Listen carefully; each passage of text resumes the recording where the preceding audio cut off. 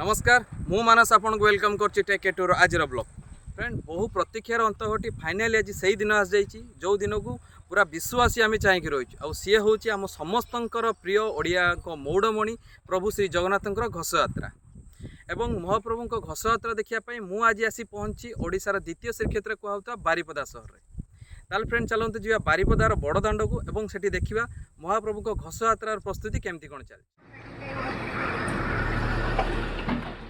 अक्षय तृतीया दिन ही रथ कार्य तैयारी शुभारंभ कराई था। प्रत्येक दिन प्राय 40 रु अधिक कारीगर ए रथ तैयारी कार्य लगी था।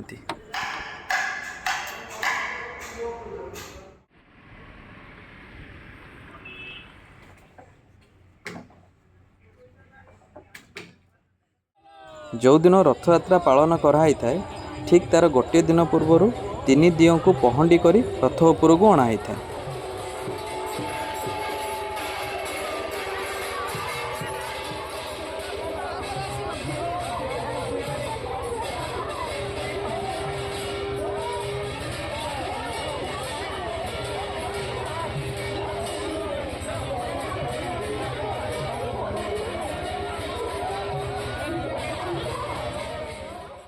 पहंडी पर तीन दियों को रथ उपर अणाई था एवं रथ यात्रा दिन सकाळु ही तीन दियों को दर्शन करने रथ उपर भक्तों भिड़ लगी था।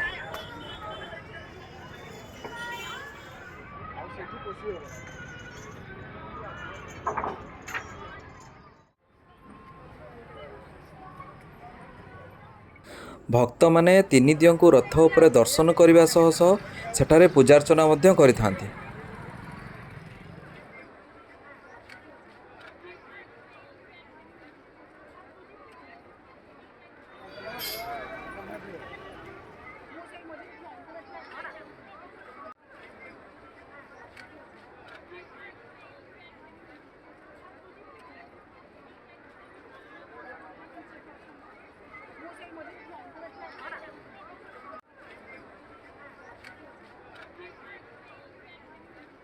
रथ उपरे भक्तों को दर्शन सरिला परे ठीक 3टा पाखरु ही रथ टणार कार्यक्रम आरंभ कराई था।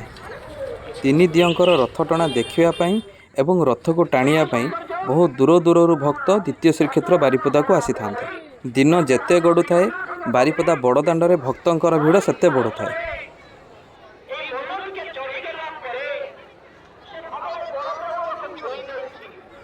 रथ टणार लोकंकर भिड़ को देखी विभिन्न स्वेच्छासेवी संगठन द्वारा दही सरबत ओआरएस पानी साधा पानी एवं फास्टेड आदि सुविधा कराई था।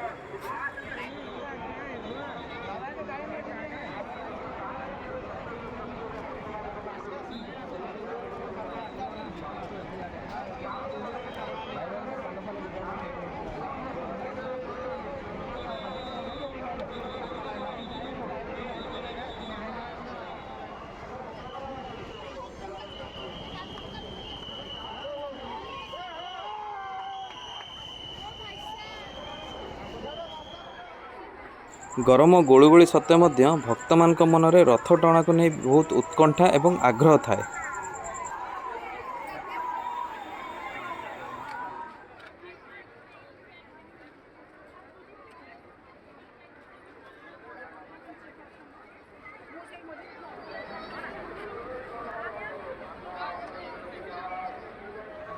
रथ टणारे होउथिबा गरम गोलुगोली को आखि आगरे रखी दमकल द्वारा भक्त मान ऊपर को पानी स्प्रे कराई था।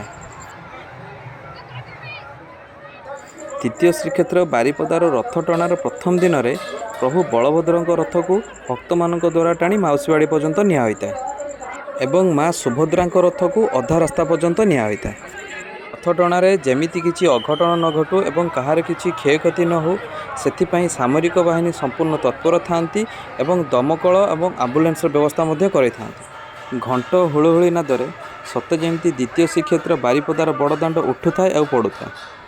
रथ टणा को आसुवा सबु भक्तों मनरे रथ दौड़ी को केमिति टिके छुईबे से अभिलाष तो निश्चित थाए। यही घंट हुलहुली नाद मध्य भक्त माने महाप्रभु बलभद्र रथ को माउसीवाड़ी पर्यंत टाणी नहीं थांती। द्वितीय श्रीक्षेत्र में स्वतंत्र परिचयटी है एठी माँ सुभद्रा रथ को केवल महिला माने ही टाणी थांती।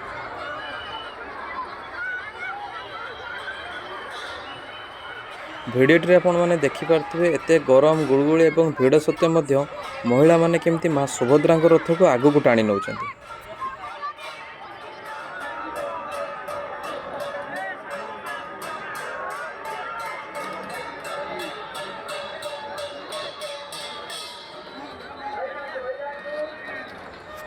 द्वितीय श्रीक्षेत्र बारिपदा रथ टणार प्रथम दिन में प्रभु बलभद्र रथ को माउसीवाड़ी पर्यंत निआई थाए एवं माँ सुभद्रा रथ को अधा रास्ता पर्यंत अणाई थाए।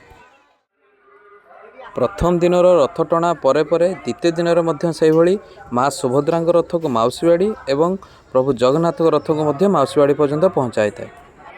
रथ टणा देखापी एवं रथ को टाणियापाई द्वितीय दिन में सेमती बड़दाण्ड पूरा चलचंचल हो जाए। दिन जेते बढ़ु थाए बड़दाण्डर गहली मध्य सेते बढ़ु थाए।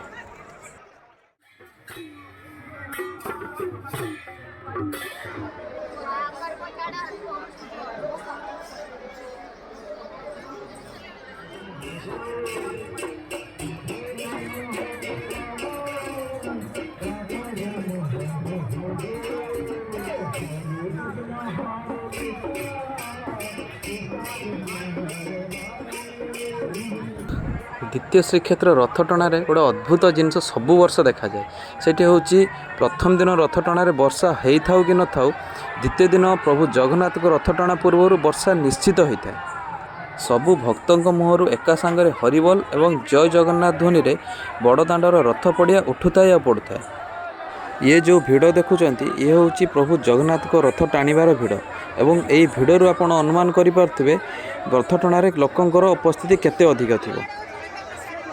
रथ टणा समय सुरक्षा बाहिनी द्वारा संपूर्ण कड़न मध्य कराई था। बहु आनंद एवं उल्लास मध्य भक्त माने महाप्रभु जगन्नाथ को रथ को टाणी माउसी बाड़ी आड़ को चली था।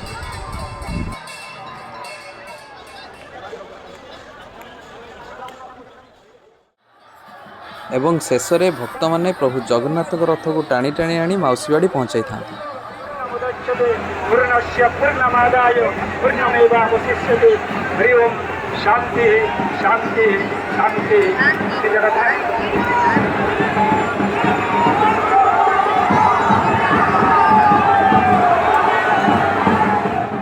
द्वितीय श्रीक्षेत्र बारिपदार आउ एक स्वतंत्र परंपरा अच्छी एवं सी हूँ सबु रथ माउसीवाड़ी पहुँचला परे महाप्रभुंकर अति पसंदर गुड़ लड्डू भक्त मानक मध्य बंटा होता है एवं ए गुड़ लड्डू टिके पाइबापी सबु भक्तों मनरे आशा थाए।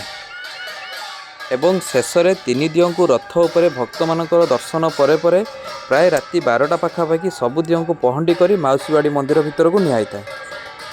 यही पहंडी रे प्रथमे प्रभु बलभद्र माउसीवाड़ी को पशि थांती, तापर पर माँ सुभद्रा एवं शेष में प्रभु जगन्नाथ को माउसीवाड़ी मंदिर भितर को पहंडी कर निआ होता है।